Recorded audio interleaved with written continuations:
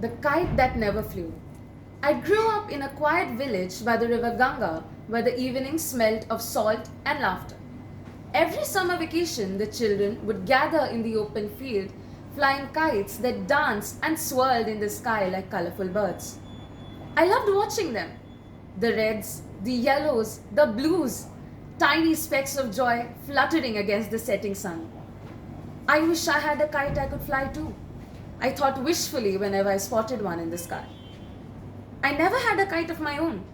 My father was a tailor, and our days revolved around his small wooden table, the soft hum of his sewing machine, and the rhythm of his needle. He worked long hours to make ends meet, and though we never had much, our home was filled with warmth, honesty, and quiet love. One evening, as I stood by the window, watching the kites rise above the river, my father noticed the longing in my eyes.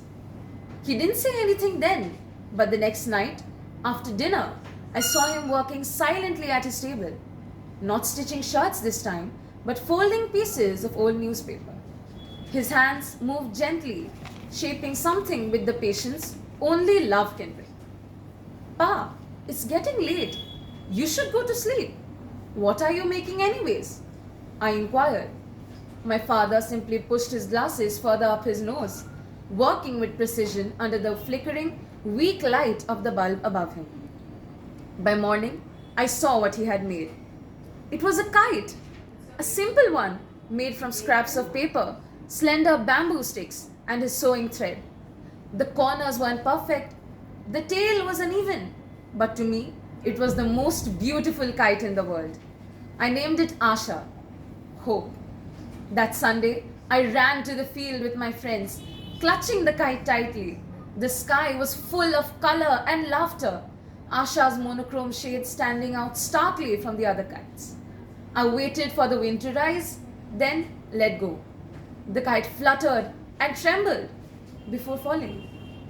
I tried again and again, running faster each time, my heart pounding with determination. But no matter how hard I tried, Asha refused to fly. The laughter around me faded into the wind, and soon my eyes filled with tears. My friend's kite soared above me, but mine lay still on the wet ground, a dream that never lifted. I faded into the background as the other kids cheered the flying colors in the sky.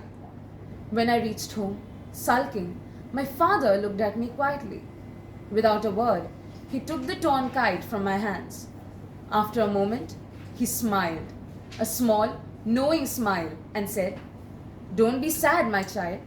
Some kites don't fly, but they teach us how to hold the string." I didn't understand then, but his words stayed with me. Maybe it had never been about the kite to begin with. Years later, as I faced the struggles of my own life, failures, rejections, and moments of doubt, I often thought of that day. I realized my father wasn't just talking about kites.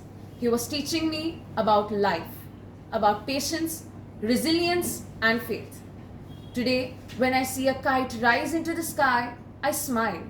I remember a poor tailor, his tired hands, and the love that stitched together my first dream.